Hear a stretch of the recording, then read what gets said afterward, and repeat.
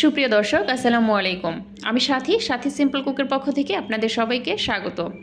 আজকে আমি আপনাদের সাথে শেয়ার করছি পারফেক্ট ফুলকো আলু পরোটার রেসিপিটি। এই আলু পরোটা তৈরি করা খুবই সোজা আর খেতে খুবই সুস্বাদু হয়। চলুন তাহলে দেখে নেওয়া যাক আলু পরোটা তৈরির মূল রেসিপিটি। আলু পরোটা তৈরির জন্য এখানে আমি নিয়ে নিয়েছি একটি মিক্সিং বোল আর এতে নিয়ে নিয়েছি 2 কাপ ময়দা। আপনারা চাইলে আটাটাও নিয়ে নিতে পারেন। আর এতে অ্যাড করে দিচ্ছি স্বাদমতো লবণ। আমি এখানে হাফ চা চামচ লবণ নিয়েছি, আপনারা আপনাদের স্বাদ অনুযায়ী দিয়ে দিতে পারেন। আর দিয়ে দিচ্ছি তেল 2 টেবিল চামচ পরিমাণ দিয়ে এটাকে হাত দিয়ে এভাবে মিশিয়ে নিব। সুন্দরভাবে মিশিয়ে নেবেন যাতে দলা পেকে না থাকে। মেশানো হয়ে গেলে এতে অ্যাড করে দিচ্ছি পানি। আমি এখানে 1/4 কাপ পরিমাণ পানি ব্যবহার করেছি, অর্থাৎ 1 কাপের একটু কম পানি লেগেছে। পানিটা আস্তে আস্তে দেবেন, তাহলে পারফেক্ট একটা ডো তৈরি করে নিতে পারবেন।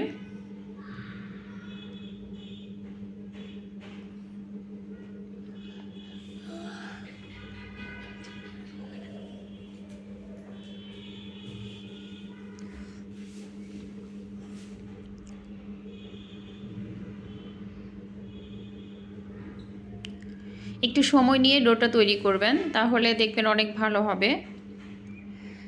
ডোটা মোটামুটি তৈরি হয়ে গেছে। আমি এর উপর একটু সয়াবিন তেল মাখিয়ে রাখলাম, রেখে এটাকে একটা প্লেট দিয়ে ঢেকে আমি রেস্টে রেখে দিচ্ছি 10 মিনিটের জন্য। আর আলুর পুরটা রেডি করার জন্য এখানে একটি প্যান গরম করে এতে তেল দিয়ে দিয়েছি 1 চা চামচ, দিয়ে একটা মিডিয়াম সাইজ পেঁয়াজ কুচি করে নিয়েছি আর 3-4 কোয়া রসুন কুচি করে নিয়েছি। এটাকে হালকা ভেজে এতে অ্যাড করে দিচ্ছি চিলি ফ্লেক্স 1 চা চামচ, লবণ হাফ চা চামচ। আপনারা আপনাদের স্বাদ অনুযায়ী ঝাল আর লবণটা দিয়ে দিবেন। আর দিয়ে দিলাম হলুদের গুঁড়া হাফ চা চামচের একটু কম, দিয়ে এগুলো নেড়ে চেড়ে হালকা ব্রাউন কালার হয়ে আসলে অ্যাড করে দেব আমি আলু। আমি একটা মিডিয়াম সাইজের আলু আগে থেকে সেদ্ধ করে গ্রেটার দিয়ে গ্রেট করে রেখেছিলাম। আপনারাও চেষ্টা করবেন এটাকে হাত দিয়ে ম্যাশ না করে গ্রেটার দিয়ে গ্রেট করে নিতে, তাহলে ভেতরে কোনো দলাভাব থাকবে না। এতে পরোটাটা বেলতে কোনো সমস্যা হবে না আর ফেটেও যাওয়ার কোনো চান্স থাকবে না। এভাবে আলু আমি 1 থেকে 2 মিনিট ভেজে নিচ্ছি, তাহলে অন্যরকম আসলে টেস্ট হয়। হাতে মাখানোর চাইতে এভাবে যদি ভেজে নেন তাহলে দেখবেন পরোটার টেস্টটা অন্যরকম হবে। ভেজে নেওয়া শেষ। এখন আমি এটাকে একটা বাটিতে তুলে নিচ্ছি, নিয়ে অ্যাড করে দিচ্ছি ধনিয়া পাতা কুচি 1 চা চামচ পরিমাণ।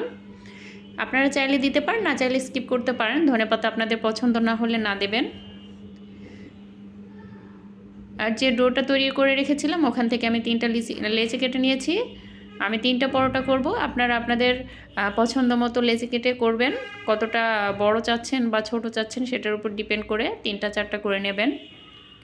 আমি পরোটাটাকে একটু বেলে এর ভেতরে রেডি করে রাখা আলুর পুরটা দিয়ে দিব। আমি 3টা পরোটা করব, এই জন্য আলুর পুরটাকে 3 ভাগে ভাগ করে নিয়েছি। পরোটার ভেতরে আলুর পুরটা দিয়ে এভাবে হাতে করে নিয়ে এর মুখটা সিল করে দিবেন। মুখটা খুব সাবধানে সিল করবেন যাতে আলুর পুরটা বেরিয়ে না আসে, কোনো জায়গায় ফাঁকা না থাকে।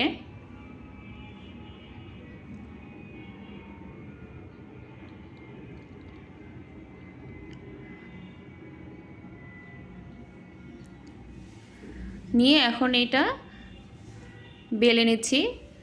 এই পর্যায়ে এসে আপনারা খুব সাবধানে বেলে নেবেন, বেশি তাড়াহুড়া করতে যাবেন না, তাহলে পুর বেরিয়ে আসার সম্ভাবনা থাকে।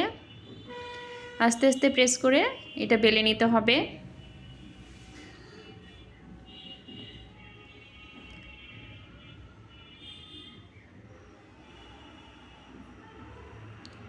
এক পাশ বেলা হয়ে গেলে অপর পাশে ঘুরিয়ে এভাবে সুন্দর করে রুটি বা পরোটা যেভাবে বেলে নেন ঠিক সেভাবে বেলে নিতে হবে, তবে একটু আস্তে আস্তে করতে হবে কাজটা।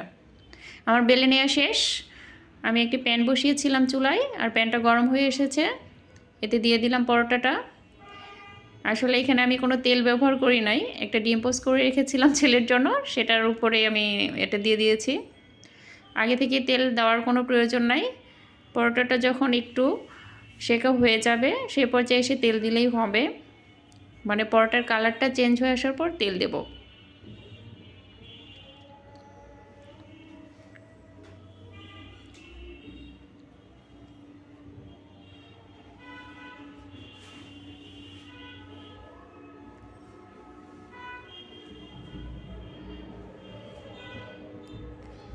এই যে আমার কালারটা চেঞ্জ হয়ে এসেছে, এ পর্যায়ে এসে আমি দিয়ে দিচ্ছি 1 চা চামচ মতো তেল।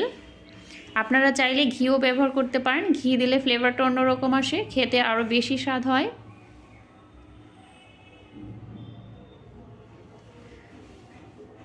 এ পর্যায়ে এসে চুলার আঁচটাকে মিডিয়াম টু লোতে রেখে দিবেন, তা না হলে পরোটা একবারে পুড়ে যাবে।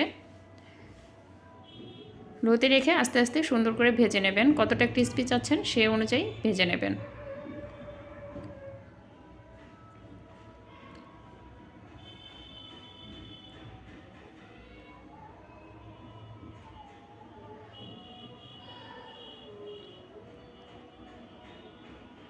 উল্টিয়ে পাল্টিয়ে আপনাদের পছন্দসই একটা কালার নিয়ে পরোটাটাকে নামিয়ে ফেলতে পারেন।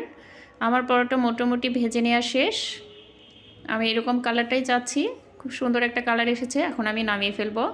এভাবে করে সবগুলো পরোটা ভেজে নিয়েছি। যদি আমার রেসিপিটি ভালো লেগে থাকে তাহলে অবশ্যই একটা লাইক, কমেন্ট এবং শেয়ার করতে ভুলবেন না। আর এরকমই সহজ আর মজার মজার রেসিপি পেতে আমার চ্যানেলটিকে সাবস্ক্রাইব করে অবশ্যই চ্যানেলের পাশেই থাকবেন। এই যে দেখেন ভেতরটা কত সুন্দর দেখাচ্ছে।